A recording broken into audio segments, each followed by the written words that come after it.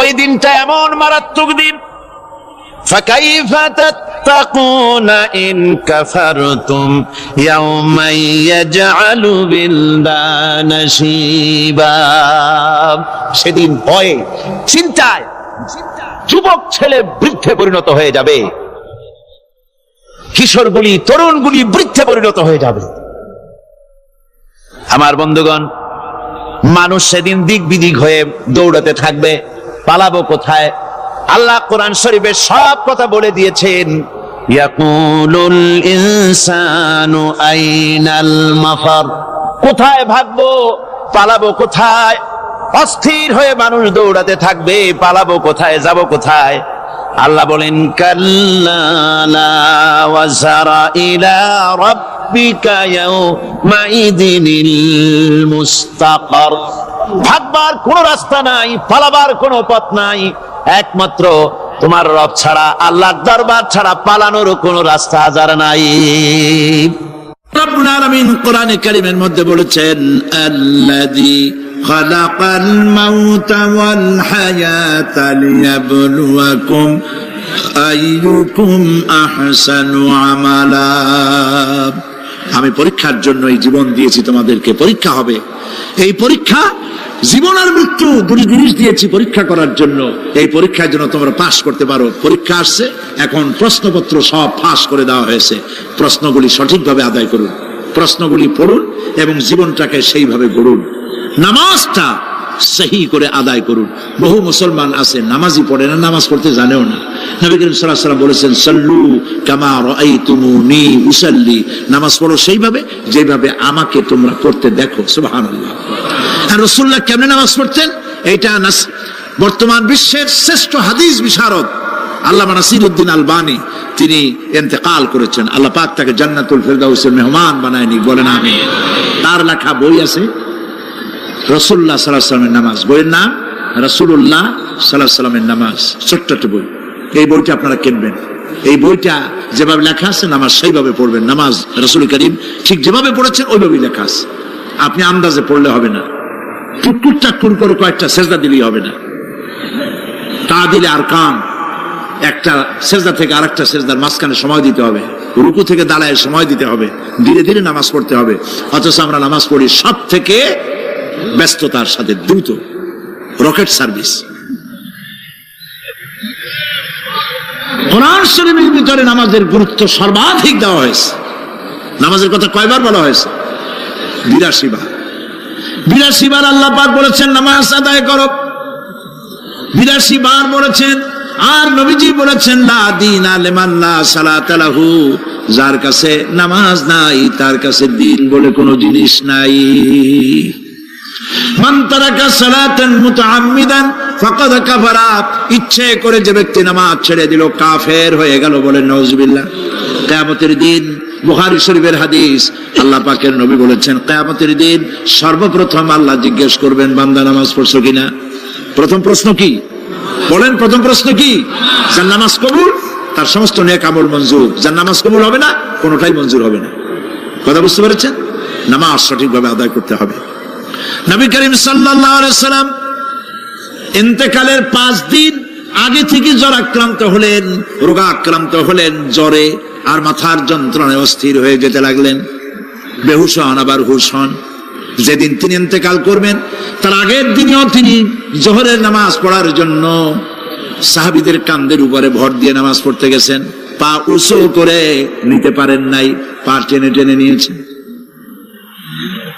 তিনি সেখানে খুতবা দিলেন, বললেন ও আমার উম্মতেরা, এই পৃথিবীতে আল্লাহ রাব্বুল আলামিন তার এক বান্দাকে পৃথিবীর সব জাগতিক সম্পদ দিতে চেয়েছিলেন, কিন্তু সেই বান্দা সব জাগতিক সম্পদকে উপেক্ষা করে আল্লাহর সঙ্গে দিদার করা বেশি পছন্দ করেছেন। কেউ কিছুই বুঝলো না। হযরত আবু বকর রাদিয়াল্লাহু তাআলা আনহু খুব কাঁদতে লাগলেন।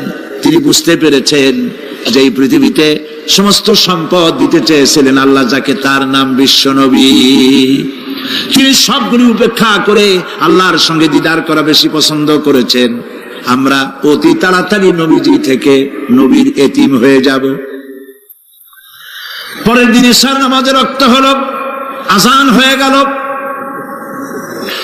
মসজিদে মুসল্লিরা ভরে গেছে, সাহাবায়ে কেরাম সব এসে গেছেন।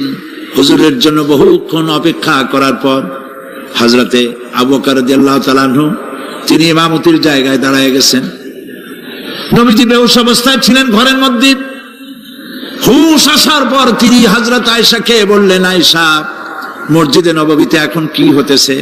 তিনি বললেন, নামাজ হচ্ছে, লোকেরা আপনার অপেক্ষা করেছে, কিন্তু আপনাকে না পাইয়া দীর্ঘক্ষণ অপেক্ষা করার পর আপনাকে না পেয়ে আমার বাবার ইমামতিতে তারা নামাজ পড়তেছে, কিন্তু মুসল্লিদের মধ্যে কান্নার রোল পড়ে গিয়েছে। তাদের ধারণা হয়েছে নবীজির জায়নামাজে যখন হযরত আবু বকর দাঁড়ায় গেছে, নবীজির পিছনে নামাজ পড়া আর আমাদের কিসমতে হবে না। নবীজি বলছেন, আয়েশা রে, মসজিদে নববীর দিকের দরজাটা খুলে দাও, আমি নামাজের দৃশ্য দেখতে চাই।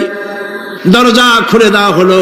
নবীজি কোন রকম মাথা উঁচু করে মসজিদে নববীতে নামাজের দৃশ্য নিজে অবলোকন করে আবার শুয়ে পড়লেন।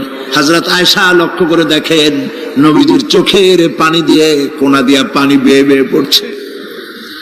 হযরত আয়েশা প্রশ্ন করলেন, ইয়া রাসূলুল্লাহ, নামাজের দৃশ্য দেখি কাঁদছেন কেন?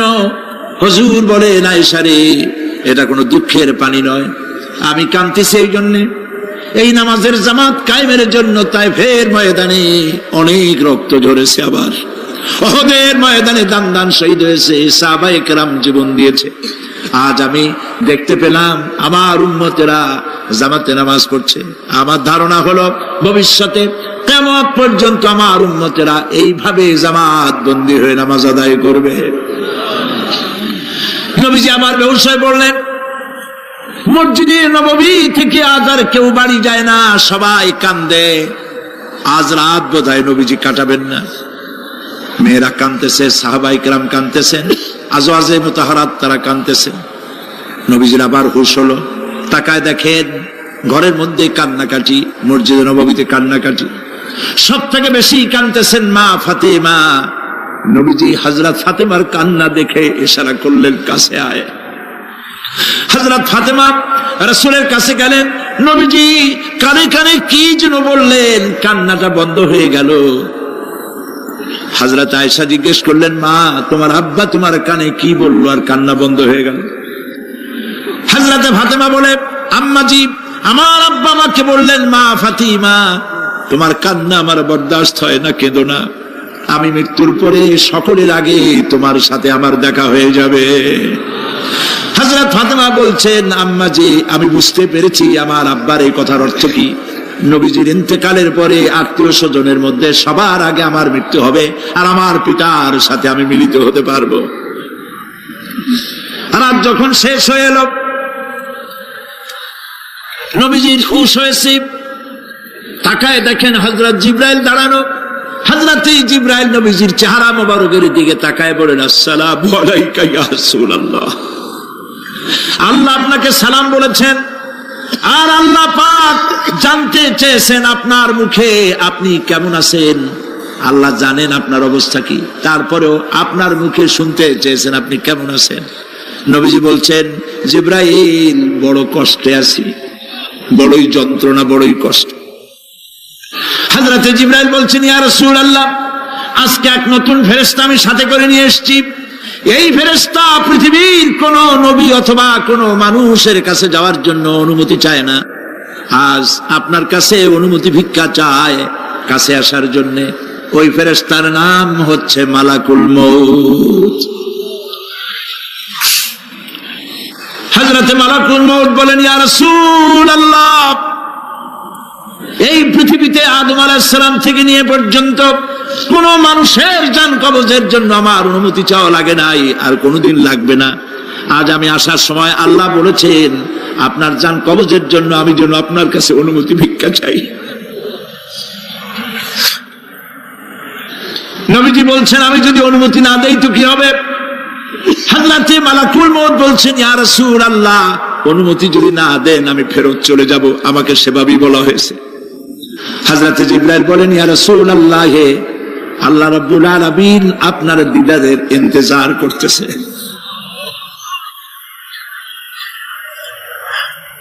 নবীজি বলছেন, মালাকুল মউত, তুমি জান কবজের কাজ শুরু করো। মালাকুল মউত যখন কাছে এসেছে, রাসূল জিজ্ঞেস করলেন, আয়েশা, ঘরে যে কয়েক টুকরা স্বর্ণ ছিল সেগুলোর কি অবস্থা? ছোট ছোট 6 টুকরা স্বর্ণ ছিল। হযরত আয়েশা বলছেন, হুজুর আমি এগুলো রেখে দিছি। হুজুর বলছেন, না, রাখতে পারবে না, আমার ইন্তেকালের আগে খয়রাত করে দাও। মুহাম্মদ সাল্লাল্লাহু আলাইহি ওয়াসাল্লাম আল্লাহর কাছে অবস্থায় উঠবে না যে তার ঘরের ভিতরে সোনা ছিল। দিয়ে দাও, খয়রাত করে দিয়ে দাও। হযরতে মালাকুল মউত রাসূলের জান কবজ শুরু করে দিলেন। রাসূলুল্লাহ জীবনের শেষ কথা বললেন, আসসালাত আসসালাত ওয়া মা মালাকাত আইমানুকুম। আমার উম্মতেরা, বিদায় লগ্নে বলে গেলাম, নামাজ নামাজ নামাজ ছেড়ে দিও না।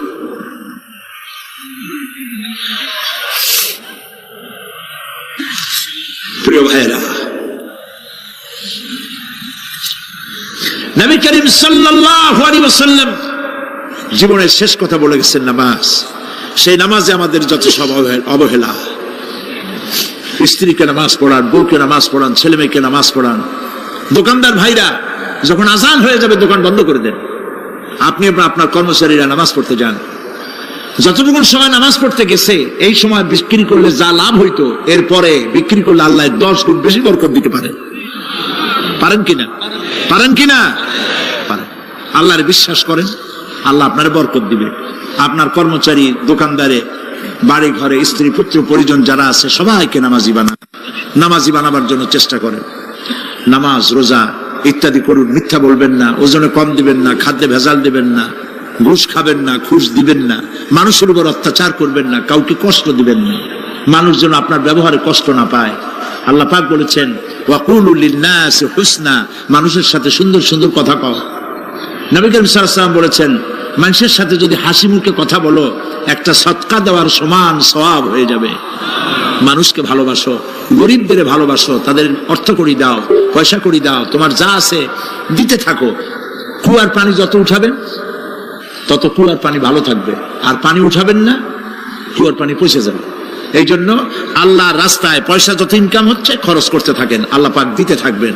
আল্লাহ পাক বলেছেন যে সদকার মালকে আল্লাহ বৃদ্ধি করে দেন, আর দান সদকা যারা করে না, যাকাত দেয় না, তাদের মালকে আল্লাহ ধ্বংস করে দেন, হালাক করে দেন। এগুলোর দাম নাই, অশান্তি বাড়বে। বউ কথা শুনবে না, সন্তানাদি কথা শুনবে না, মামলা মোকদ্দমা, অশান্তি আর অশান্তি। আর আল্লাহর পথে থাকুন, আল্লাহ শান্তি বাড়ায় দেবেন। আমরা বলি আমিন। প্রিয় ভাই সব, আমি কিছু আলোচনা আজকে আল্লাহ পাক যা করাইছেন, এগুলি যেন আল্লাহ আমারে আমল করার তৌফিক দেন। আমি মাঝে মধ্যে ভয় পাই, একদিন তো এই খবর নিশ্চয়ই হবে যে সাইদি বিদায় হয়ে গেছে। সেদিন খালি হাতে যেন আল্লাহর কাছে না যাই, আমি যেন আসামি না হই যে আমি যা বলছি মানুষকে 40 বছর একটানা যা বললাম আমি নিজে আমল করতে পারি নাই। এরকম ভিক্ষুক যেন আমি না হই, আমি যা মানুষকে বলেছি আমি যেন তা আমল করতে পারি। আমি আপনাদের কাছে দোয়া চাই।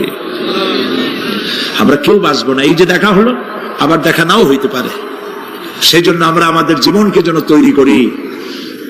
আপনারা কোরআন শরীফ পড়ুন, দিন শিখুন, ঈমান শিখুন, ভালো থাকুন, ভালো হয়ে চলুন। আল্লাহ রাব্বুল আলামিন পরীক্ষার জন্য আমাদেরকে এই ময়দানে ছেড়ে দিয়েছেন। প্রশ্ন কি হবে আল্লাহ সব বলে দিয়েছেন। প্রশ্ন কি হবে? তোমার যৌবন, এ ব্যাপারে প্রশ্ন করা হবে। কোন পথে ইনকাম করেছো প্রশ্ন করা হবে। কোন পথে খরচ করেছো প্রশ্ন করা হবে। দ্বীনের ইলম যতটুকুন হাসিল করেছিলে তার কতটুকুন নিজে পালন করেছো, আর দ্বীনের দাওয়াত কতটুকুন মানুষের কাছে পৌঁছায়ছো। প্রত্যেকটি ব্যাপারে কিয়ামতে আল্লাহর কাছে জবাব দিতে হবে। এই জন্য কবি বলছেন, আমল সে জিন্দগি বনতি হ্যায় ये जन्नत भी व जहन्नम भी ये खाके अपनी फितरत है न नारी न नूरी। মানুষের জীবন আমল দিয়ে গঠন হয়, আমল দিয়ে জীবন গড়ে। নইলে এই মাটির তৈরি দেহ জান্নাত আর জাহান্নামের কিছু দিয়ে তৈরি হয় নাই। আপনি ইচ্ছে করলে দেহটারে জাহান্নামের জন্য উপযোগী করতে পারেন, ইচ্ছে করলে এই দেহটাকে জান্নাতের জন্য উপযোগী করতে পারেন। এটি আপনার ইখতিয়ারে আল্লাহ দিয়েছেন। হযরতে হাজেরা প্রশ্ন করলেন, ইব্রাহিম পানি নাই, খাবার নাই, মানুষ নাই, ঘর নাই, বাড়ি নাই, মরুভূমির ভিতরে আমাকে আর আমার বাচ্চারে ফেলে রেখে যাচ্ছ কেন? কোনো জবাব নাই। 2বার 3বার প্রশ্ন করলেন।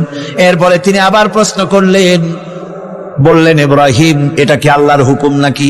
হযরত ইব্রাহিম আলাইহিস সালাম নিজের কলিজার টুকরা সন্তান আর বিবিকে রেখে যেতেছেন ভারাক্রান্ত মন নিয়ে। তিনি আকাশের দিকে আঙ্গুল উঁচু করে দেখালেন। হযরত হাজেরা বুঝলেন তিনি তো আল্লাহর পয়গম্বর, আমার কোন অপরাধে এভাবে ফেলে যাওয়ার কথা নয়। তিনি বুঝলেন এটা আল্লাহর হুকুম। হযরতে হাজেরা বললেন, ইব্রাহিম রে, নিশ্চিন্ত মনে বাড়ি ফিরে যাও, আমার মনে কোনো চিন্তা নাই, কোনো পেরেশানি আর এখন নাই। আল্লাহর হুকুমে যদি আমাকে এই মরুভূমির ভিতরে ফেলে যেয়ে থাকো, তাহলে আমি ওই আল্লাহর প্রতি এতটা ভরসা রাখি যে এই মরুভূমির ভিতরে জল পানি শূন্য, খাদ্য শূন্য জায়গায় আমি আমার বাচ্চাকে আল্লাহ রব্বুল আলামিন না খাওয়াইয়া মারবেন না। দ্বিতীয় পরীক্ষায় পাশ করি। 3 নম্বরে পরীক্ষা হলো, সন্তান বড় হয়ে গেছে, বুদ্ধি হয়েছে, দৌড়াতে পারে। আল্লাহ রাব্বুল আলামিন হুকুম করলেন, ছেলেকে জবাহ করো। কত বড় আগুনের পরীক্ষা! কোরআন শরীফ বলছে, হযরত ইব্রাহিম আলাইহিস সালাম নিজের ছেলেকে ডেকে নিয়ে বললেন, ইয়া বুনাইয়া ইন্নী আরা ফিল মানামি আন্নী আযবাহুক ফানজুর মাযা তারা। হে আমার কলিজার টুকরা সন্তান, আমি স্বপ্নে দেখেছি যেন আমি তোমাকে জবাহ করতেছি, তোমার রায় কি, তোমার মত কি, আমারে শোনাও। ছেলে পয়গম্বর, ছেলে তার জবাবে বললেন, ইয়া আবাতি ফাআল মা তু'মার সাতাজিদুনি ইনশাআল্লাহু মিনাস সাবিরিন। হে আমার আব্বাজান, আপনি যে ব্যাপারে স্বপ্নের ভিতরে আদিষ্ট হয়েছেন, আপনি তা কার্যকরী করুন। আমাকে এতটুকু অধৈর্যের মধ্যে পাবেন না, আমাকে ধৈর্যশীলদের মধ্যে পাবেন। আমারে আপনি আল্লাহর হুকুম পালন করেন। আল্লাহ পাক শোনাচ্ছেন, ফালাম্মা আসলামা ওয়া তাল্লাহু লিল জাবিন। পিতা পুত্র দুজনই রাজি হয়ে গেল। পিতা তার ছেলেকে কাঁধ করে গলার উপরে ছুরি ধরেছেন। আল্লাহ রাব্বুল আলামিন ইসমাইল জবাহ হোক, এটা আল্লাহ চান নাই, আল্লাহ চেয়েছেন পরীক্ষা করতে। পরীক্ষায় ইব্রাহিম পাস হয়ে গেলেন। আল্লাহ পাক বলছেন, ওয়ানাদাইনাহু আইয়া ইব্রাহিম ক্বাদ সাদ্দাকতার রুইয়া ইন্না কাযালিকা নাজজিল মুহসিনিন। আমি ইব্রাহিমকে ডেকে বললাম, ইব্রাহিম, তুমি তোমার স্বপ্নকে বাস্তবে রূপ দিয়েছো, আর এভাবেই করি আমি মুহসিনিনদেরকে পুরস্কৃত করে থাকি। আল্লাহ পাক খুশি হলেন। আল্লাহ পাক বললেন, ইন্না হাযা লাবালাউল মুবিন। নিঃসন্দেহে এটি একটি বিরাট পরীক্ষা ছিল, ঠিক কি না? আল্লাহ নিজে বলছেন এটা একটি বিরাট পরীক্ষা, আজিম ইমতিহান। সে ইমতিহানে তিনি পাশ করলেন। পরীক্ষায় উত্তীর্ণ হওয়ার জন্য রব্বুল আলামিন পুরস্কার দিয়া দিলেন। আল্লাহ পাক বললেন, সালামুন আলা ইব্রাহিম। পড়েন সবাই, সালামুন আলা ইব্রাহিম। ইব্রাহিমের প্রতি আল্লাহ পাক বললেন, ইব্রাহিমের প্রতি সালাম রইল। সুবহানাল্লাহি ওয়া বিহামদিহি। হযরত ঈসা আলাইহিস সালামকে খ্রিস্টানেরা তারা বলেছে, ওয়াকালাতিন নাসারাল মাসীহু ইবনুল্লাহ। মসিহ হচ্ছে কার ছেলে? নাউযুবিল্লাহ। বলেন সবাই, নাউযুবিল্লাহ। তাকে যখন আল্লাহর ছেলে বলা হলো, আল্লাহর পুত্র বলা হলো, রব্বুল আলামিন তার জবাবে বললেন, ইন হুয়া ইল্লা আবদুন আনআমনা আলাইহি। তিনি তো একজন বান্দা, তিনি আমার বান্দা ছাড়া আর কিছুই নন। আমি তার প্রতি অনুগ্রহ করেছি। বান্দা, আমার বান্দা।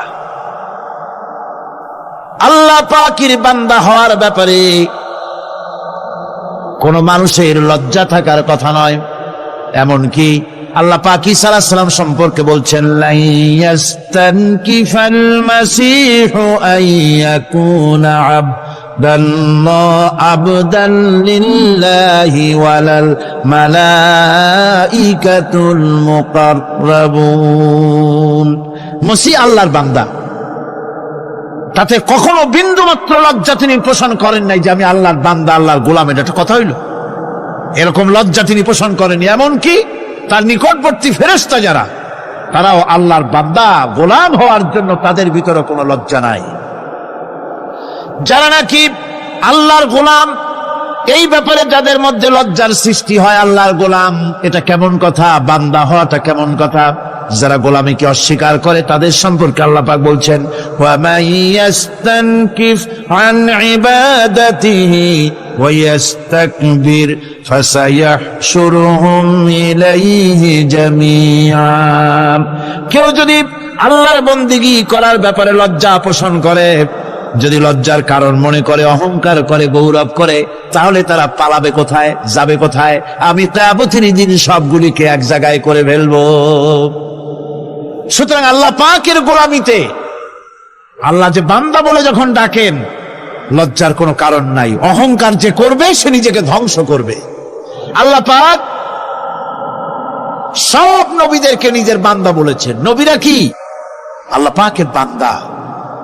হযরত ইউসুফ আলাইহিস সালাম সম্পর্কে আল্লাহ পাক বলছেন, কাযালিকা লিনাসরিফা আনহু আস-সুআ ওয়াল ফাহশা ইন্নাহু মিন ইবাদিনাল মুখলাসিন। এরূপই ঘটলো যাতে আমি ইউসুফ আলাইহিস সালামকে, আমার বান্দা, তাকে আমি নির্লজ্জতা ইত্যাদি থেকে আমি রক্ষা করেছি। নিশ্চয়ই হযরত ইউসুফ ছিল আল্লাহ পাকের বান্দা, আল্লাহ পাকের আব্দ। রাসূল করিম সাল্লাল্লাহু আলাইহি ওয়াসাল্লাম তিনি হচ্ছেন সর্বশ্রেষ্ঠ আল্লাহর পয়গম্বর। তার থেকে শ্রেষ্ঠ নবী আর কি কেউ আছে? জোরে বলেন, আছে? তার থেকে মাহবুব, তার থেকে শ্রেষ্ঠ আল্লাহর কাছে আর কেউ নাই। সেই নবীকে আল্লাহ রাব্বুল আলামিন কোরআনে কারীমের ভিতরে তাকে আব্দ বলেছেন। কি বলেছেন? অনেকগুলি আয়াত আছে যে আয়াতের ভিতরে আল্লাহ পাক তার নাম নেন নাই, নবী বলেন নাই, রাসূল বলেন নাই, শুধু বলেছেন আব্দ। যেমন ফাআওহা ইলা আবদিহি মা আওহা। অতঃপর তার বান্দার নিকট যা ওহী করার ছিল তা তিনি করলেন। সেই বান্দাকে মুহাম্মদ সাল্লাল্লাহু আলাইহি ওয়াসাল্লাম। অন্য আয়াতে আল্লাহ পাক বলছেন, وأنه لما قام عبد الله يدعوه كادوا يكونون عليه لبدا। আর এই আল্লাহর বান্দা যখন নামাজ পড়তে দাঁড়িয়ে গেল, আল্লাহকে ডাকার জন্য যখন দাঁড়ালো, তখন লোকেরা তার উপরে ঝাঁপিয়ে পড়লো।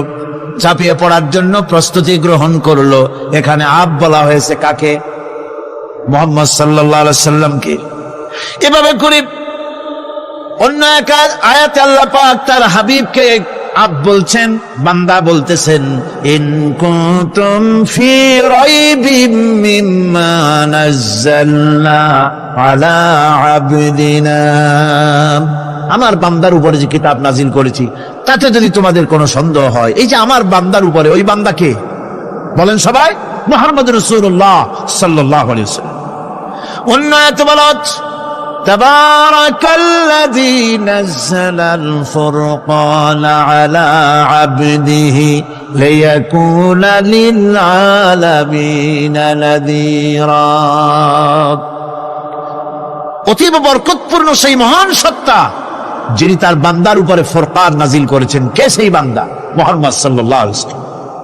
মেরাজের ঘটনা বলতে গিয়ে আল্লাহ রাব্বুল আলামিন বলতেছেন, সুবহানাল্লাযী আসরা বিআবদিহি লাইলাম মিনাল মাসজিদিল হারামি ইলাল মাসজিদিল আকসা। পবিত্র সেই মহান সত্তা যিনি তার বান্দাকে ইসরা করিয়েছেন। কে সেই বান্দা? মুহাম্মদ রাসূলুল্লাহ সাল্লাল্লাহু আলাইহি ওয়াসাল্লাম। সুতরাং আবদিয়াত, ইবাদত, গোলামি, এটা হচ্ছে মানুষের জীবনের সবচেয়ে বড় মর্যাদাকর খেতাব আল্লাহর পক্ষ থেকে আল্লাহর বান্দা হওয়া। গোলামি পরিপূর্ণরূপে হবে কেবলমাত্র আল্লাহ পাকের।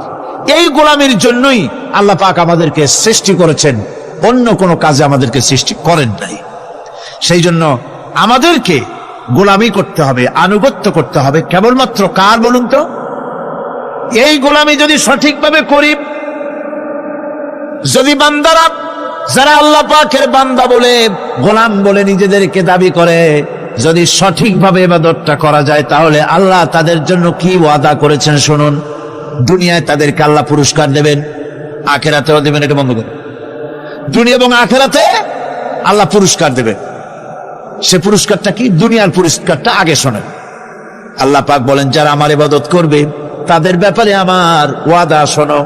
ওয়াদাল্লাহুল্লাযীনা আমানু ওয়া আমিলুস সালিহাতি লায়াস্তাখলিফান্নাহুম ফিল আরদি কামাস্তাখলাফাল্লাযীনা মিন ক্বাবলিহিম।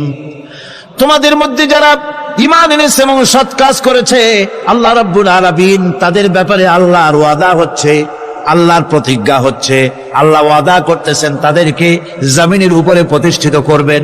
যেমন করে তোমাদের পূর্বপুরুষদেরকে প্রতিষ্ঠিত করা হয়েছিল, ওইভাবে তোমাদেরকে প্রতিষ্ঠিত করা হবে। সুবহানাল্লাহ। প্রতিষ্ঠিত করা হবে মানে রাষ্ট্র ক্ষমতা দেওয়া হবে। কি দেওয়া হবে? যদি গোলাম হও, যদি কি হও? গোলাম। আল্লাহ পাক বলছেন শুধু তাই নয়, আমি আমার দিনকে যারা প্রতিষ্ঠা করবে, আমার গোলামেরা যদি, আমার বান্দারা সঠিকভাবে যদি আমার গোলামি করে, ঈমান আনে, আমলে সালেহ করে, নেক কাজ করে, আমি তাদেরকে রাষ্ট্র প্রতিষ্ঠার সুযোগ করে দেব। আর তাদের জন্য ভীতির পরিবর্তে, সন্ত্রাসের পরিবর্তে শান্তি কায়েম করে দেব। সুবহানাল্লাহ। وَلَيُمَكِّنَنَّ لَهُمْ دِينَهُمُ الَّذِي ارْتَضَىٰ لَهُمْ وَلَيُبَدِّلَنَّهُم مِّنْ خَوْفِهِمْ أَمْنًا। তাদের দিনকে তারা নিজেদের জন্য যা পছন্দ করেছে অবশ্যই তিনি তা কায়েম করে দিবেন, এবং সন্ত্রাস আর ভীতির পরিবর্তে আল্লাহ নিরাপত্তা দান করবেন। যেরকম সুবহানাল্লাহ। সন্ত্রাস বন্ধ হবে, চুরি, ডাকাতি, জেনা, ব্যভিচার সব বন্ধ হয়ে যাবে। তোমরা ক্ষমতায় থাকবে, তোমরা ডমিনেটেড হবে না, তোমরা ডমিনেট করবে। গোটা পৃথিবীকে শাসন করবে, শাসিত তোমরা হবে না। আর ভীতির পরিবর্তে নিরাপত্তা তোমরা লাভ করবে। কি করলে? ইয়াবুদুনানি লা ইউশরিকুনা বি শাইআ। সুতরাং তারা যেন আমার ইবাদত করে এবং আমার সঙ্গে যেন কাউকে শরীক না করে।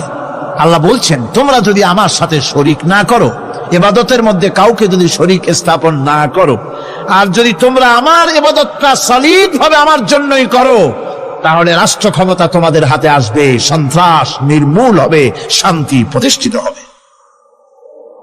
এই হচ্ছে দুনিয়ার পুরস্কার। এটা কিসের পুরস্কার? আর আখিরাতের পুরস্কারের কথা বলা হচ্ছে। وَمَن يُطِعِ اللَّهَ وَرَسُولَهُ وَيَخْشَ اللَّهَ وَيَتَّقِهِ فَأُولَئِكَ هُمُ الْفَائِزُونَ। যে ব্যক্তি আল্লাহ এবং রাসূলের আনুগত্য করেছে, আল্লাহকে ভয় করে চলেছে, তার গজব থেকে বেঁচে রয়েছে, সেই হচ্ছে সফল কাম। সফল কাম মানে কি? কিয়ামতের দিন আল্লাহ পাক তাদেরকে জান্নাত দান করবেন। আল্লাহ পাক তাদেরকে কিয়ামতে কি দিবেন? জান্নাত দিবেন, চিরস্থায়ী শান্তির জায়গা, সেই জান্নাত লাভ করা যাবে। আজ ইবাদতের এই যে গুরুত্বপূর্ণ ইবাদত, এই ইবাদতের ভুল অর্থ সমাজের ভিতরে ছড়িয়ে আছে। সাধারণ মানুষও ভুল করেছে, অসাধারণ মানুষেরাও ইবাদতের ভুল অর্থ করে ভুলের মধ্যে নিমজ্জিত আছে বিরাট সংখ্যক লোকেরা। সাধারণ মুসলমানেরা তারা যে ভুলটা করলো ইবাদতের অর্থ করতে গিয়ে, সেটা হলো এই, সাধারণ লোকেরা মনে করলো কয়েকটা অনুষ্ঠানের নাম হচ্ছে ইবাদত, নামাজ, রোজা, হজ, যাকাত, সাদকা, ফিতরা, এর নাম হলো ইবাদত। অনুষ্ঠান শেষে তারা নিজেদেরকে স্বাধীন মনে করলো। তারা আল্লাহ পাকের প্রত্যেকটি আইনের ধারাকে লঙ্ঘন করলো। বছরে একবার রোজা রেখে, বছরে 1 মাস রোজা রেখে মনে করলো ইবাদত শেষ। 5 ওয়াক্ত নামাজ পড়ে মনে করলো ইবাদত শেষ। আমি প্রশ্ন করি, 5 ওয়াক্ত নামাজের নামই যদি হয় ইবাদত, 5 ওয়াক্ত নামাজের নামই ইবাদত, এটাই যদি হয় তাহলে 5 ওয়াক্ত নামাজ পড়তে সময় লাগে কত? উজু টুজু করে বড় জোর 1-1.5 ঘন্টা সময় লাগে 5 ওয়াক্ত নামাজ পড়তে। তো এর নাম যদি হয় ইবাদত, তার অর্থ কি দাঁড়াবে? অর্থ দাঁড়াবে আপনি 24 ঘন্টার ভিতরে 1 থেকে 1.5 ঘন্টার জন্য আল্লাহর গোলাম, বাকি 22 ঘন্টার জন্য শয়তানের গোলাম হতে কেউ রাজি আছেন? রোজার নামই যদি হয় শুধু ইবাদত, তাহলে তার অর্থ দাঁড়াবে বছরের ভিতরে 1টা মাসের জন্য আপনি আল্লাহর গোলাম, আর 11 মাসের জন্য শয়তানের গোলাম হতে কেউ রাজি আছেন? তাহলে বিষয়টা কি? বিষয়টা হচ্ছে নামাজ, রোজা, হজ, যাকাতি শুধুমাত্র ইবাদত নয়, আনুষ্ঠানিক ইবাদত তো বটেই, কম্পালসারি ইবাদত তো বটেই, কিন্তু শুধুমাত্র নামাজ, রোজা, হজ, যাকাত ইবাদত শুধুমাত্র নয়, এগুলি হচ্ছে ইবাদতের পার্ট, ইবাদতের অংশ। বরং জীবনের সব ক্ষেত্রে আল্লাহর হুকুমকে মানার নামই হচ্ছে আমার একদিকে নামাজ রোজা করছে, অন্যদিকে আল্লাহর আইনের প্রতিটি ধারাকে লঙ্ঘন করে চলছে, মিথ্যা ওয়াদা করে, মিথ্যা কথা বলে, সুদ খায়, ঘুষ খায়, জিনা করে, এরপরে অন্যের হক নষ্ট করে, প্রতিবেশীর হক নষ্ট করে, হারাম মাল খায়, হকদারের হক নষ্ট করে, প্রতিবেশীর হক নষ্ট করে, জিন্দা মুর্দা মানুষকে নিজের জন্য শক্তিধর বলে মনে করে, 1 টুকরা রুটির জন্য অথবা 1 ফোঁটা 1 ঘটি পানির জন্য কাফেরের কাছে হাত পেতে দাঁড়ায় থাকে।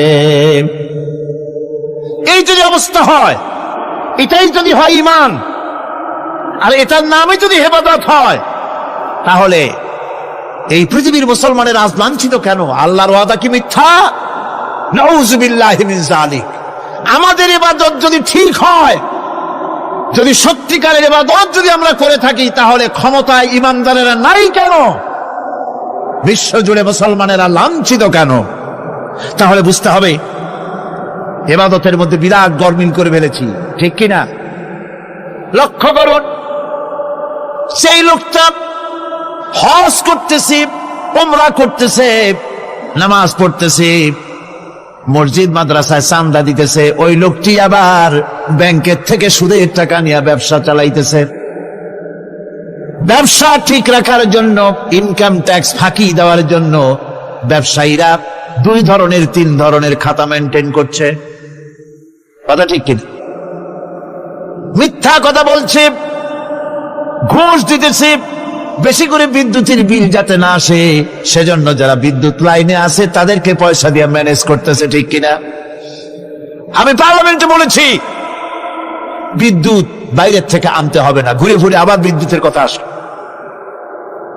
বিদ্যুৎ আনা লাগবে না, কারণ আমার দেশে চাহিদা হচ্ছে 2500 মেগাওয়াট, সেখানে 1800 মেগাওয়াট আমাদের আছে।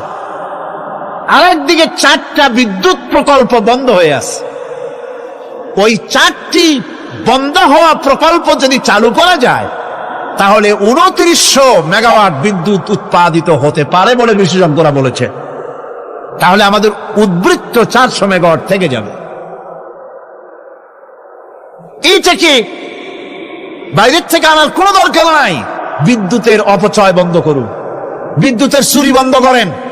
মিল কল কারখানা যাদের আছে, লক্ষ লক্ষ টাকা বিদ্যুৎ বিল হয়, কিন্তু লাইনম্যানদের সঙ্গে ম্যানেজ করে গভর্নমেন্টকে ফাঁকি দেওয়া হচ্ছে, ঠিক কিনা? তোমার নামাজের দাম কি? তোমার হজের 4 পয়সা দাম নাই। তুমি রাষ্ট্রকে ফাঁকি দিয়েছ, তুমি জনগণকে ফাঁকি দিয়েছ, তুমি দেশের শত্রু। টেলিফোনের বিল 1000 টাকা, লাখ টাকার বেশি বিল হয়, লাইনম্যানের সঙ্গে ম্যানেজ করে 500, 700, 2000 টাকা দিয়ে সারিয়ে দেয়, ঠিক কিনা? এরা জাতির শত্রু, দেশের শত্রু। এদেরকে ফায়ারিং স্কোয়াডে নিয়ে ক্রাশ ফায়ার করে উড়ায় দেওয়া উচিত। এরা দেশের দুশ্মন। আজ সিস্টেম লসের নাম দিয়া বিদ্যুৎ চুরির আরেক ব্যবস্থা করা হয়েছে। সিস্টেম লস করে ওনারা নিজেরা, আর এর ভোগান্তি জনগণকে করতে হয়। কসাইয়ের মতো ছুরি দিয়া জবাও করে জনগণের কাছ থেকে সিস্টেম লসের চার্জ আদায় করা হয়। আমি পার্লামেন্টে বলেছি, মাননীয় স্পিকার, সিস্টেম লস এই নামটা উঠায় দেন, এই প্রথা বন্ধ করে দিন। বিদ্যুৎ ধার করা লাগবে না। আল্লাহ আমাদের দেশে যথেষ্ট দিছে, কোনো জিনিসের অভাব নাই। এখানে গ্যাস আছে, তেল আছে, বিদ্যুৎ আছে, পাট আছে, চা আছে, নাই কি? অন্তত 8.5 কোটি টাকার কাগজ গুদামের মধ্যে বন্দী হয়ে আছে। ভারতকে ক্ষতি করার জন্য সে দেশ থেকে কাগজ এনে খবরের কাগজ ছাপানো হচ্ছে, আর 8.5 কোটি টাকার কাগজ নষ্ট হয়ে যাচ্ছে, আমার দেশের কাগজ। সুতরাং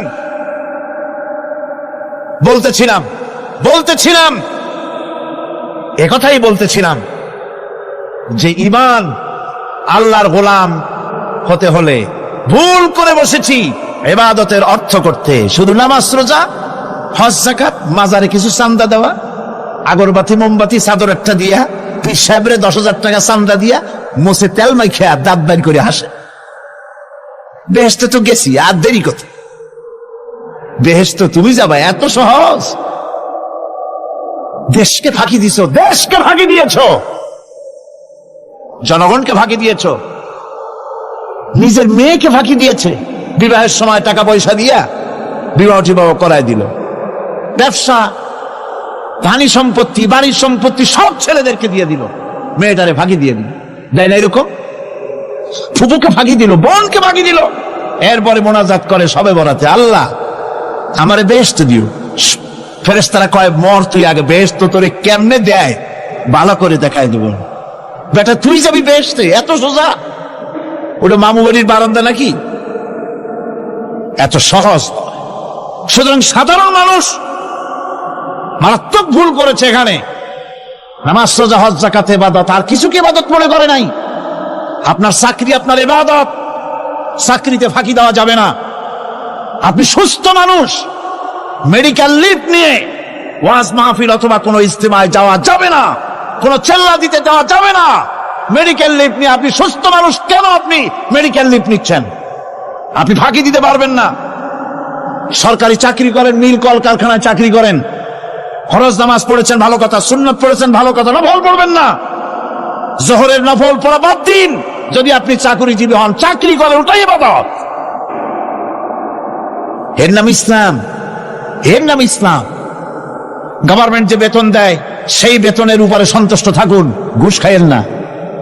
যদি বেশি বেতন লাগে গভর্নমেন্টের কাছে দাবি জানান যে আমাদের বেতন বাড়ায় দাও। ঘুষ খাবেন কেন? হারাম। জোরে বলেন, এটা কি? এই ঘুষের টাকা মাজারে দিয়া, পীরেরে দিয়া আল্লাহরে খুশি করবেন, এত সহজ না, এত সহজ না। সেই জন্য আমি সব ভাইদের খেদমতে আরজ করব, ইবাদত হচ্ছে জীবনের সব ক্ষেত্রে গোলামি, সকল ক্ষেত্রে গোলামি। চাকরিতে, অফিসে, আদালতে, কলকারখানায়, ক্ষেত খামারে, পার্লামেন্টে, সেক্রেটারিয়েটে, সেনানিবাসে, স্কুলে, কলেজে, বিশ্ববিদ্যালয়, সর্বত্র গোলামি কার? আল্লাহ পাকের। রিজকে হালাল করতে হবে, উপার্জনকে হালাল করতে হবে, সত্যিকারের আল্লাহর গোলাম হতে হবে। এক্ষেত্রে ইবাদতের অসাধারণ ব্যক্তি যারা, তারাও এক শ্রেণীর অসাধারণ ব্যক্তিরাও ভুল করে বসছেন। তারা যে ভুলটা করলেন ওটা হচ্ছে, তারা তাসবিহ, জায়নামাজ, খানকাহ, খুজরাখানা এর ভেতরে বসে জিকির আজগার করাটাকেই জীবনের জন্য আল্লাহর ইবাদত মনে করে নিলেন।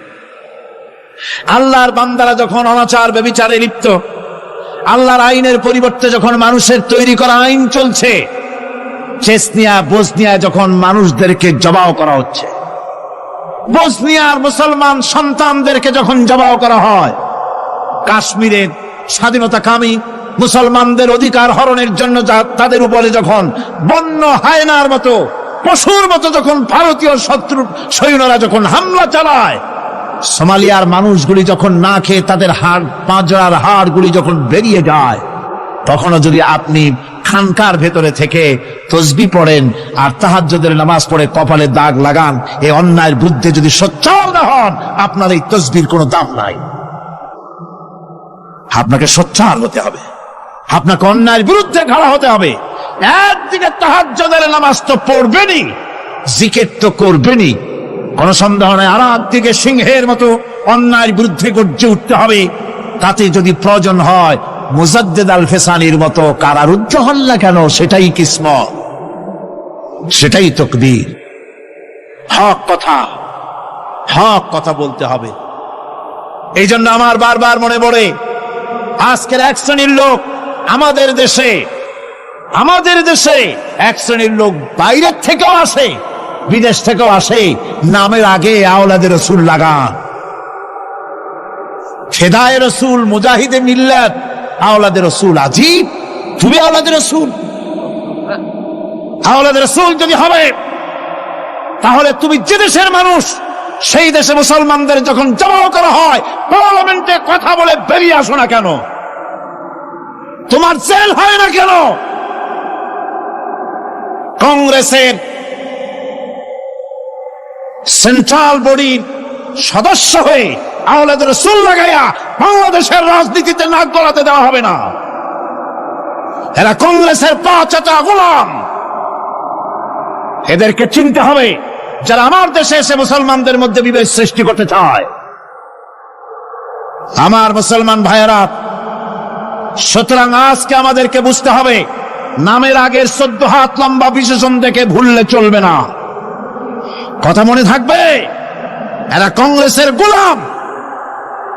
বাবরি মসজিদ যখন ভেঙে ফেলা হলো, তখন তো কোন আওলাদে রসুলের নাম তো শুনি নেই। তখন তো নামটা শুনছি ওই বুখারী বেটার, বাপের বেটা ইমাম বুখারী। তিনি বলেছেন, আমি ভারতের দিল্লির জুমা মসজিদের ইমাম শুধু নই, আমি ভারতের 18 কোটি মুসলমানের ইমাম। বাবরি মসজিদকে গড়ে দিতে হবে। কোরআন শরীফের বিরুদ্ধে যখন কলকাতা হাইকোর্টে কেস করা হয়েছিল কোরআনকে ব্যান করার জন্য, সেদিন তো কোনো আওলাদ রসুলের নাম শুনি নাই। সেদিন তো ওই বুখারী বেটাই বলেছেন, ভারতের হাইকোর্ট থেকে কোন জাজ, কোন বিচারক যদি কোরআন শরীফ ব্যান করা হলে বলে এই কথাটি উচ্চারণ করে, তাহলে আমি তাকে পায়ের তলে পাড়িয়ে ধরে বাম হাত দিয়ে তার জিহ্বাটা টেনে ছেড়ে ফেলে দেব।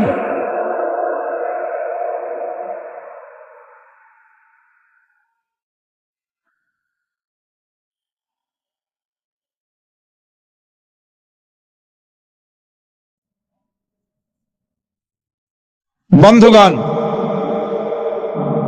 সুতরাং আমাদেরকে বুঝতে হবে, বসুন, বেয়াদবি করবেন না, বসেন। আমাদেরকে বুঝতে হবে, খানকায় শুধু জিকির আজগার করলেই চলবে না।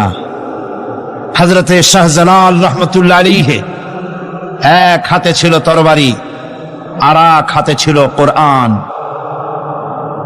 লড়াই করেছেন। হযরতে শাহ মখদুম, হযরতে খান জাহান আলী, হযরতে খাজা মঈনুদ্দিন চিশতি আজমেরি রহমতুল্লাহ আলাইহি, হযরতে মুজাদ্দিদ আল ফিসানি রহমতুল্লাহ আলাইহি। মুরিদের বাড়ি জম্মের খাওয়া খাইয়া পেটটা কুমিরের মতো বড় করে নাই। জেল খেটেছে হক কথা বলতে গিয়ে। বাপের বেটা হও, নিজের দেশে কথা কও। বাংলাদেশে এসে তারপরে জনগণের টাকা লুটপাট করার কাউকে অধিকার দেওয়া হবে না। আমার বন্ধুগণ, আল্লাহর ওলি যারা, তারা এভাবে করে জনগণের খেদমত করেছেন, কথা বলেছেন। সুতরাং শুধু জিকির আজগার করলেই হবে না, হক কথা বলতে হবে স্পষ্ট করে। এটাই হলো ইবাদতের হক আদায় হবে যদি সত্যিকারের হক কথা বলা যায়। অসাধারণ ব্যক্তিরা ময়দানে কথা বলবেন, হক কথা বলবেন, অন্যায়ের বিরুদ্ধে সোচ্চার হবেন। আর সাধারণ জনগণ কথা ও কাজের মিল করবেন, নামাজ রোজা হজ যাকাত করবেন যার কথা মতো, রাজনীতি অর্থনীতি সমাজনীতি করবে সেই আল্লাহর কথা মতো। তাহলেই সত্যিকারের মুসলমান হওয়া যাবে। কথা বুঝে আসছে কিনা ভাই? কথা বুঝে আসছে কিনা? একটু জোরে সরে জিকির করেন, লা ইলাহা ইল্লাল্লাহ, লা ইলাহা, লা ইলাহা ইল্লাল্লাহ। আরো জোরে, লা ইলাহা ইল্লাল্লাহ, লা ইলাহা ইল্লাল্লাহ, লা ইলাহা ইল্লাল্লাহ। আপনারা যদি মাথা উঠাইয়া দেখতে থাকেন তো কি দেখবেন? মানুষের মাথা আর টুপি ছাড়া কিছুই দেখা যাবে না। কাজী ওঠা বসা না করে আজকে এক পবিত্র রাত আমরা আল্লাহর কাছে দোয়া করব। আলোচনার আমি এগিয়ে যাচ্ছি। এবাদত আমাদেরকে বুঝতে হবে। এবাদত যদি না বুঝি তাহলে মুসলমান বলে দাবি করারও কোনো মূল্য নাই। মানব জন্ম বৃথা। কারণ হচ্ছে আল্লাহ রাব্বুল আলামিন বলেছেন, মা খালাকতুল জিন্না ওয়াল ইনসা ইল্লা লিয়াবুদুন। মানুষ আর জিন জাতিকে আমি সৃষ্টি করেছি আমার গোলামির জন্য। কার গোলামি? ওই গোলামির পূর্ণাঙ্গ নমুনা যদি জানতে চাই, পূর্ণাঙ্গ নমুনা দৃষ্টান্ত লাগবে। কাকে অনুসরণ করব? পূর্ণাঙ্গ ইবাদতের আল্লাহর গোলামির পূর্ণাঙ্গ নমুনার জন্য কোরআনে কারিমে দৃষ্টান্ত সেট করা হয়েছে। হযরত ইব্রাহিম আলাইহিস সালামের আল্লাহ পাক বলেন, ইয ক্বালা লাহু রাব্বুহু আসলিম ক্বালা আসলামতু লিরাব্বিল আলামিন। তার অবস্থা এই ছিল। কার? ইব্রাহিম আলাইহিস সালাম। তার অবস্থা এই ছিল যে তার রব যখন তাকে বললেন আনুগত্যের মস্তককে অবনত করে দাও, তিনি বললেন আমি আমার বিশ্বপালকের সামনে মাথাটা নত করে দিলাম। সুবহানাল্লাহ। কোন শর্ত ছাড়াই মাথা নিচু করে দিলাম। এই পন্থায় তিনি যে পন্থাটা অবলম্বন করেছিলেন, এই পন্থায় চলার জন্য তার সন্তানদেরকেও তিনি হুকুম করেছিলেন। ووصى بها إبراهيم ببنيه ويعقوب يا بني إن الله اصطفى لكم الدين فلا تموتن إلا وأنتم مسلمون। ইয়াকুব এবং ইব্রাহিম আলাইহিস সালাম তার সন্তানদেরকে এই উপদেশ দিয়েছিলেন যে তিনি বলেছিলেন, হে আমার সন্তানেরা, আল্লাহ ছাড়া তোমাদের জন্য আল্লাহ পাক এই দ্বীনকে মনোনীত করেছেন। আল্লাহ পাকের আনুগত্য করবে, তার দ্বীনের প্রতি সারেন্ডার করবে। আর খবরদার মুসলমান না হয়ে যেন তোমরা মরে যেও না। মৃত্যু মুসলমান অবস্থায় থাকবে, অর্থাৎ মৃত্যু পর্যন্ত থাকবে কি অবস্থায়? মুসলমান অবস্থায়। أم كنتم شهداء إذ حضر يعقوب الموت إذ قال لبنيه ما تعبدون من بعدي। ইয়াকুব আলাইহিস সালাম তার মৃত্যুর সময় জিজ্ঞেস করেছিলেন, ও আমার সন্তানেরা, আমার মৃত্যুর পরে তোমরা কার ইবাদত করবে, কার গোলামি করবে? তারা জবাব দিলেন, قالوا نعبد إلهك وإله آبائك إبراهيم وإسماعيل وإسحاق إلها واحدا ونحن له মুসলিমুন। নিঃসন্দেহে আমরা ইবাদত করব, গোলামি করব আপনার রবের, আপনার পিতার রবের, এবং আল্লাহর ইবাদত করব। আপনিও আপনার পূর্বপুরুষ ইব্রাহিম, ইসমাইল যে আল্লাহকে ইবাদত করেছে, সে আল্লাহ পাকের ইবাদত আমরা করব এবং তার অনুগত হয়ে থাকব। দাসত্ব এবং দাসত্বের গোলামির পূর্ণাঙ্গ নমুনা হচ্ছেন হযরত ইব্রাহিম আলাইহিস সালাম। আল্লাহ গোটা জমিন যখন শিরকের অন্ধকারে ডুবে গিয়েছিল, তখন হযরত ইব্রাহিম আলাইহিস সালাম তাওহীদের আলো জ্বালিয়ে দিয়েছিলেন। এই নিবেদিতদের ইমাম হিসাবে আল্লাহ পাক তাকে ঘোষণা দিলেন। কোরআনে কারীম বলছে, وَإِذَا ابْتَلَى إِبْرَاهِيمَ رَبُّهُ بِكَلِمَاتٍ فَأَتَمَّهُنَّ قَالَ إِنِّي جَاعِلُكَ لِلنَّاسِ إِمَامًا। ইব্রাহিমকে তার রব কয়েকটি বাক্য দিয়ে পরীক্ষা করলেন এবং তিনি সেই পরীক্ষাগুলোতে পাশ করলেন। তখন আল্লাহ রাব্বুল আলামিন তাকে বললেন যে আমি তোমাকে গোটা বিশ্ব মানবতার জন্য, গোটা বিশ্বের সমস্ত মানুষের জন্য আমি তোমাকে নেতা বানাবো। সুবহানাল্লাহি ওয়া বিহামদিহি। প্রথম পরীক্ষা হলো, গতকাল বলেছি, সে আগুনের পরীক্ষা। সেখানে আল্লাহ পাক তাকে পাশ করালেন, তিনি পাশ করলেন। দ্বিতীয় পরীক্ষা ছিল বিবি এবং নবজাতক সন্তানকে নিয়ে আল্লাহ হুকুম করলেন, এই বিবি আর বাচ্চারে নিয়ে মরুভূমিতে রেখে আসো। মরুভূমিতে যেখানে ঘর নাই, বাড়ি নাই, সেই জায়গায় বিবি এবং বাচ্চাকে রেখে যাওয়ার সময় তিনি বললেন, রব্বানা ইন্নী আসকানতু মিন যুররিয়াতি বিওয়াদিন গায়রি যী যাররিন ইনদা বাইতিকাল মুহাররাম। হে আল্লাহ রাব্বুল আলামিন, আমি পানি এবং তরুলতাবিহীন এক মরুভূমির ভিতরে আমার বংশের একটি অংশকে এখানে রেখে গেলাম। তোমার ঘরের কাছে পুনর্বাসিত, আমি তাদের কাছে, এই ঘরের কাছে, সম্মানিত ঘরের কাছে রেখে গেলাম। পরীক্ষায় তিনি পাশ করলেন। হযরতে হাজেরা প্রশ্ন করলেন, ইব্রাহিম, পানি নাই, খাবার নাই, মানুষ নাই, ঘর নাই, বাড়ি নাই, মরুভূমির ভিতরে আমাকে আর আমার বাচ্চারে ফেলে রেখে যাচ্ছ কেন? কোনো জবাব নাই। 2 বার 3 বার প্রশ্ন করলেন। এরপরে তিনি আবার প্রশ্ন করলেন, বললেন, ইব্রাহিম, এটা কি আল্লাহর হুকুম নাকি? হযরত ইব্রাহিম আলাইহিস সালাম নিজের কলিজার টুকরা সন্তান আর বিবিকে রেখে যেতেছেন ভারাক্রান্ত মন নিয়ে। তিনি আকাশের দিকে আঙ্গুল উঁচু করে দেখালেন। হযরত হাজেরা বুঝলেন ইনি তো আল্লাহর পয়গম্বর, আমার কোন অপরাধে এভাবে ফেলে যাওয়ার কথা নয়। তিনি বুঝলেন এটা আল্লাহর হুকুম। হযরতে হাজেরা বললেন, ইব্রাহিম রে, নিশ্চিন্ত মনে বাড়ি ফিরে যাও, আমার মনে কোনো চিন্তা নাই, কোনো পেরেশানি আর এখন নাই। আল্লাহর হুকুমে যদি আমাকে মরুভূমির ভিতরে ফেলে যেয়ে থাকো, তাহলে আমি ওই আল্লাহর প্রতি এতটা ভরসা রাখি যে এই মরুভূমির ভিতরে জল পানি শূন্য, খাদ্য শূন্য জায়গায় আমি আমার বাচ্চাকে আল্লাহ রব্বুল আলামিন না খাওয়াইয়া মারবেন না। দ্বিতীয় পরীক্ষায় পাশ করি। 3 নম্বরে পরীক্ষা হলো, সন্তান বড় হয়ে গেছে, বুদ্ধি হয়েছে, দৌড়াতে পারে। আল্লাহ রাব্বুল আলামিন হুকুম করলেন, ছেলেকে জবাহ করো। কত বড় আগুনের পরীক্ষা! কোরআন শরীফ বলছে, হযরত ইব্রাহিম আলাইহিস সালাম নিজের ছেলেকে ডেকে নিয়ে বললেন, ইয়া বুনাইয়া ইন্নী আরা ফিল মানামি আন্নী আযবাহুক ফানজুর মাযা তারা। হে আমার কলিজার টুকরা সন্তান, আমি স্বপ্নে দেখেছি যেন আমি তোমাকে জবাহ করতেছি, তোমার রায় কি, তোমার মত কি, আমারে শোনাও।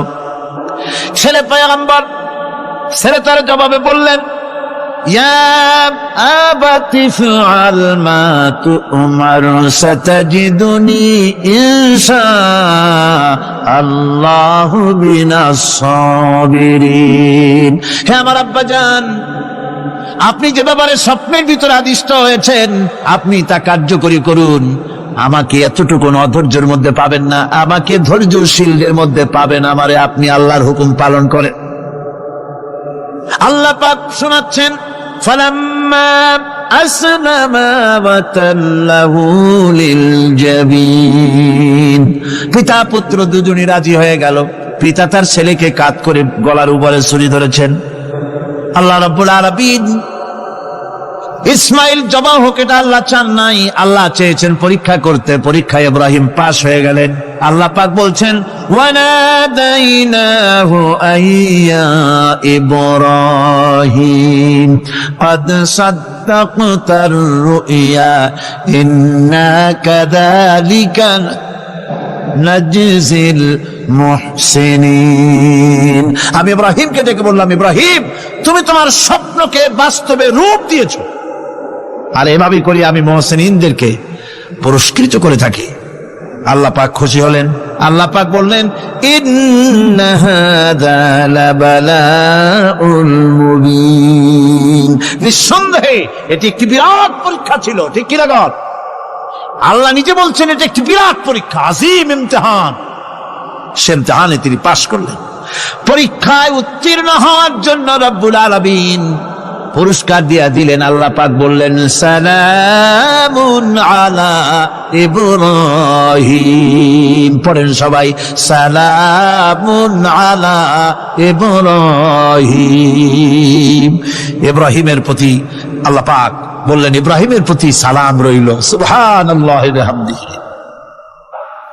ইবাদত এর আনুগত্যের এই উৎকৃষ্ট দৃষ্টান্ত স্থাপনের পর আল্লাহ পাক তার গোটা বিশ্বের মুসলমানদেরকে কিয়ামত পর্যন্ত ইব্রাহিম আলাইহিস সালামকে জাতির পিতা বানায়া দিলে। সুবহানাল্লাহ, কইতে ইচ্ছা করে না? এই রকমের পরীক্ষা কোন পিতারা দিতে পারছে নাকি? গোটা বিশ্বের সমস্ত মানব মণ্ডলীর জন্য আল্লাহ পাক ইব্রাহিম আলাইহিস সালামকে কিয়ামত পর্যন্ত জাতির পিতা হিসাবে ঘোষণা করেছেন। সুবহানাল্লাহ। মিল্লাতা আবিকুম ইব্রাহিম ওয়া সাম্মাকুমুল মুসলিমিন। তোমরা তোমাদের পিতা ইব্রাহিমের মিল্লাতের উপর প্রতিষ্ঠিত হও। আল্লাহ পাক বলছেন তোমাদের পিতা ইব্রাহিমের মিল্লাতের উপরে প্রতিষ্ঠিত হও, আর আল্লাহ তোমাদের নাম রেখেছে মুসলমান। তোমরা হচ্ছে মুসলমান। আমাদের পরিচয়, ওই যে পরিচয়ের কথা আগে হয়ে গেছে, আমাদের পরিচয় আমরা মুসলমান। আমাদের পরিচয় কি? মুসলমান। এটা প্রথম পরিচয়। ইবাদতের পূর্ণাঙ্গ মাপকাঠি হিসেবে আল্লাহ পাক হযরত ইব্রাহিম আলাইহিস সালামকে দুনিয়াবাসীর সামনে পেশ করেছেন। কোরআন বলছে ইহুদি এবং খ্রিস্টানেরা মুসলমানদেরকে বিভ্রান্ত করতে চায়। তারা বলে ওয়াকালু কুনু হুদান আও নাসারা তাহতাদু কুল বাল মিল্লাতা ইব্রাহিম হানিফা ওয়া মা কানা মিনাল মুশরিকিন। ইহুদিরা বলে ইহুদি হও তবেই তোমরা সঠিক পথ পাবা, খ্রিস্টানের বলে খ্রিস্টান হও তবেই তোমরা সঠিক পথ প্রাপ্ত হবে। আল্লাহ পাক বলছেন এদের সকলকে বলে দাও বরং তোমরা সব পরিত্যাগ করে মিল্লাতে ইব্রাহিমের ভিতরে শামিল হয়ে যাও। এটাই মুক্তির পথ, এটাই নাজাতের পথ, এটাই আল্লাহর পথ। সুবহানাল্লাহি ওয়া বিহামদিহি। এমনকি রাসূল কারীম সাল্লাল্লাহু আলাইহি ওয়াসাল্লামকে আল্লাহ পাক বলেছেন আনিত্তাবি মিল্লাতা ইব্রাহিম হানিফা। চারদিক থেকে মুখ ফিরিয়ে এনে মিল্লাতে ইব্রাহিমের ভিতরে শামিল হয়ে যাও, তারই অনুসরণ করো। রাসূল কারীম সাল্লাল্লাহু আলাইহি ওয়াসাল্লাম ইবাদত বা আনুগত্যের সর্বোৎকৃষ্ট নমুনা হওয়ার কারণে ইব্রাহিম আলাইহিস সালাম সম্পর্কে হুজুর বলেছেন ইন্না ইব্রাহিমা খায়রুল বারিয়া, রাওয়াহু মুসলিম। রাসূল সাল্লাল্লাহু আলাইহি ওয়াসাল্লাম বলেছেন ইব্রাহিম হচ্ছেন জগতের সর্বোত্তম ব্যক্তি। সুবহানাল্লাহ। সুতরাং আমাদেরকে ইবাদতের নমুনা হিসেবে ইব্রাহিম আলাইহিস সালামকেও মানদণ্ড হিসেবে দেখতে হবে যে কিভাবে তিনি সারেন্ডার করেছিলেন আল্লাহ পাকের দরবারে। এখন আমি আপনাদের সামনে বলতে চাই মানুষের জীবনে সবচাইতে বড় দুটি চাহিদা আছে। একটা হচ্ছে খাদ্য আর একটা হচ্ছে নিরাপত্তা। একটা খাদ্য আর একটা কি? নিরাপত্তা। পেট ভরে খাইতে চাই আর চোর ডাকাতের উপদ্রব থেকে নিরাপত্তা পেতে চায়। আইন শৃঙ্খলা পরিস্থিতির উপরে যখন পার্লামেন্টে আলোচনা হচ্ছিল আমি তখন বলেছি মাননীয় স্পিকার, আমার দেশের সাধারণ ভোটারদের বড় কোনো আশা আকাঙ্ক্ষা নাই। তারা কোনোদিন বলে না যে আমাদের গুলশানে বাড়ি দিতে হবে, সকলে আমাদেরকে মঙ্গল গ্রহে অফিস বানায় দিতে হবে, বাসেরও গাড়ি দিতে হবে, এগুলি তারা দাবি করে না। সারা ভোট দেয়, কষ্ট করে, মিছিল করে। এই সাধারণ জনগণের দাবি হচ্ছে মিনিমাম দাবি, খুবই কম। তাদের দাবি হলো মোটা সুতার কাপড় চাই ইজ্জত ঢাকার জন্য, পেট ভরে খেতে চাই, পোলাও কোরমা বিরিয়ানির দরকার নাই, আর আশ্রয়ের জন্য ছোট্ট একটু ঘর চাই, চোর ডাকাতের উপদ্রব থেকে নিরাপত্তা চাই। কথা ঠিক কিনা? আমি বললাম স্পিকার সাহেব, আজ পর্যন্ত যতগুলি গভর্নমেন্ট এসেছে বাংলাদেশে, প্রত্যেকটি গভর্নমেন্ট আমার দেশের জনগণের এই ন্যূনতম দাবি, এই আশা পূরণ করতে ব্যর্থতার পরিচয় দিয়েছে। কেউ পারে নাই। যারাই গেছে তারাই তাদের নিজেদের আখের গোছাবার চেষ্টা করেছেন। সব নিজেকে নিয়ে ব্যস্ত, নিজের লোকদের নিয়ে ব্যস্ত, জনগণ নিয়ে চিন্তা নাই। সুতরাং মানুষের চাহিদা হচ্ছে খাদ্য আর নিরাপত্তা। আমরা কি খাদ্য আর নিরাপত্তা সত্যি কি চাই? চাই। খাদ্য যদি চাই ক্ষুধার সময়, নিরাপত্তা যদি চাই ভীতির সময়, আল্লাহ রাব্বুল আলামিন বলেন কোন গভর্নমেন্ট দিতে পারবে না, দুনিয়ায় কেউ দিতে পারে নাই, পারবেও না। ক্ষুধার সময় যদি খাদ্য চাও, ভীতির সময় যদি নিরাপত্তা লাভ করতে চাও, তাহলে ফালইয়াবুদু রাব্ব হাযাল বাইত, এই ঘরের মালিকের ইবাদত কর। কোন ঘর? কাবা ঘর। বলেন কোন ঘর? কাবা ঘর। কাবা শরীফের মালিকের ইবাদত কর। তাহলে কি হবে? আল্লাযী আত'আমাহুম মিন জু'ইন ওয়া আমানাহুম মিন খাউফ। এই ঘরের মালিকের ইবাদত যদি করো, তাহলে ক্ষুধার সময় তিনি তোমাদেরকে খেতে দিবেন, আর ভীতির সময় তিনি তোমাদের নিরাপত্তা দান করবেন। হে ওয়াদা কার? চিল্লায় বলেন ওয়াদা কার? আল্লাহ পাকের ওয়াদা বিশ্বাস হলো না, এমনই পোড়া কপালের মুসলমান। নির্বাচন যখন আসলো, সলিমউদ্দিন সাহেব আসতেন মঞ্চের উপরে, পরিচয় করানো হচ্ছে। এত আপনারা যার বক্তৃতা শোনার জন্য বিপ্রহরের রৌদ্রে কষ্ট করতেছিলেন, এখন সেই সংগ্রামী জননায়ক, বিপ্লবী সন্তান, তিনি এখন আপনাদের সামনে বক্তব্য রাখবেন। উনি দাঁড়ায় বললেন, ভাইয়ার আমার, বোনের আমার, আমি এবার বোতল মার্কা বাক্স নিয়ে দাঁড়াইছি, আমারে সকলে মিলে ভোট দেন। এবার যদি ক্ষমতায় যেতে পারি, না খাইয়া কেউ মরবেন না, কিন্তু কি খাইয়া মরবে তাও কয় না। মানুষেরা এই কথাগুলি বিশ্বাস করলার সমানে ভোট দিল। হায় রে কপাল! আল্লাহ বললেন আমার ইবাদত কর, আমার গোলামি কর জীবনের সব জায়গায়, তাহলে ক্ষুধার সময় খাইতে পারবি আর ভীতির সময় নিরাপত্তা পাবি। আল্লাহর কথাটা বিশ্বাস হইল না। এই নামাজ পড়ার মুসলমানের দাম আছে? কোন দাম আছে? এ রোজার দাম আছে? এ মুসলমান দাবি করার দাম আছে? আল্লাহ রাব্বুল আলামিন তিনি পরিষ্কার করে বলছেন, এই ঘরের মালিকের ইবাদত করো, তিনি ক্ষুধার সময়ে খেতে দিবেন, আর তিনি তোমাদেরকে ভীতির সময় নিরাপত্তা দান করবেন। চাউলের অভাব হবে না, পাটের অভাব হবে না, খাদ্যের অভাব হবে না, কারণ দুটি জিনিস যদি তোমরা করতে পারো, খাবারের অভাব হবে না। ওয়ালাউ আন্না আহলাল কুরা আমানু ওয়াত্তাকাউ লাফাতাহনা আলাইহিম বারাকাতিন মিনাস সামাই ওয়াল আরদ। দেশের লোকেরা, জনপদের লোকেরা যদি দুইটা কাজ করে, এক নম্বরে হলো আমার উপরে ঈমান আনবে, দুই নম্বরে হলো আমাকে ভয় করার নীতি অবলম্বন করে যদি চলে, তাহলে ওই দেশের মানুষের জন্য আকাশ আর জমিনের সব বরকতের দরজা আমি আল্লাহ খুলে দেব। আল্লাহর ওয়াদা। আল্লাহ পাকের নিকট মানুষের সবচাইতে বড় দাবি কি? আল্লাহর কাছে মানুষের সবচাইতে বড় দাবি কি করতে পারেন? আল্লাহ পাকের কাছে মানুষের শ্রেষ্ঠ দাবিটা আল্লাহ নিজেই শিখাই দিয়েছেন। আমার কাছে দাবি কর, ইহদিনাস সিরাতাল মুস্তাকিম। আয় আল্লাহ, একটা সোজা, একটা সরল রাস্তা আমারে দাও, একটা সহজ পথ আমারে দাও। এই কথা সূরা ফাতিহা দাবি করার পর আল্লাহ রাব্বুল আলামিন এই অভিনন্দনের জবাবে, 7টা বাক্যের অভিনন্দনের জবাবে আল্লাহ রাব্বুল আলামিন 30 পারা কোরআন শরীফ নাজিল করে দিলেন। সূরা ফাতিহার এই সওয়ালের জবাবে আল্লাহ পাক বললেন, ওয়া আনি'বুদুনি হাযা সিরাতুম মুস্তাকিম। সোজা রাস্তা চাও, আমার গোলামি করো, ইবাদত করো। সব জায়গায় ইবাদত, গোলামি করাই লাগবে। আমার কাছে সোজা রাস্তা চাও, সোজা রাস্তা হলো আমার গোলামি করা। কার গোলামি? বেহেশতে যেতে চান? আমি আস্তে জিগেলাম বলে আপনারও আস্তে জবাব দিলেন। বেহেশতে যেতে চান? সুবহানাল্লাহ। এমন কোন মানুষ আছে নাকি যে বেহেশতে যেতে চায় না? মত করে যাইতে চায়। সবাই, আমরা সবাই বেহেশতের আশা করি, ঠিক কিনা? আল্লাহ রাব্বুল আলামিন বলেন, বেহেশতে যদি যেতে চাও তাহলেও ইবাদত করা লাগবে, ইবাদত ছাড়া জান্নাতে যাওয়া যাবে না। ফাদখুলি ফি ইবাদি ওয়াদখুলি জান্নাতি, সর্বপ্রথম আমার বান্দার মধ্যে দাখিল হয়ে যা, আমার গোলামীর মধ্যে দাখিল হয়, আমার গোলাম হয়, এরপরে আমার জান্নাতে চলে যা।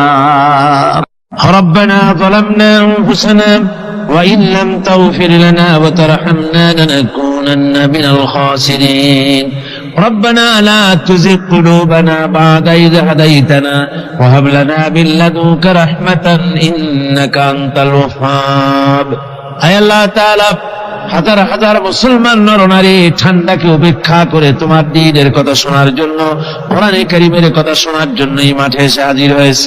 আল্লাহ তুমি দয়া করে মেহেরবানি করে আলোচনার সওয়াবটুকু হুজুরে পুরনূর সাল্লাল্লাহু আলাইহি সাল্লামের রূহ মোবারকে পৌঁছে দাও।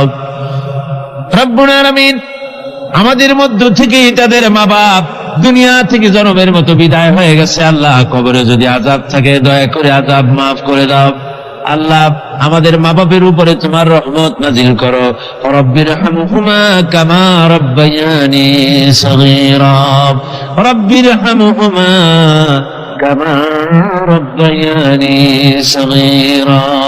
হে আল্লাহ রব্বুল আলামিন, এই মাহফিলে যত লোক আছি আমরা, কার কোন ব্যাধি আছে, রোগ আছে, আমরা তুমি ভালো করে জানো। আমাদের প্রত্যেকের ব্যাধিকে তুমি শিফায়ে আজলা দান করে দাও। اللهم حبب إلينا الإيمان وزينه في قلوبنا وكره إلينا الكفر والفسوق والعصيان واجعلنا من الراشدين ربنا تقبل منا إنك أنت السميع العليم وتب علينا إنك أنت التواب الرحيم سبحان ربك رب العزة عما يصفون وسلام على المرسلين الحمد لله رب العالمين واجعل آخر كلمة عند الموت لا إله إلا الله محمد رسول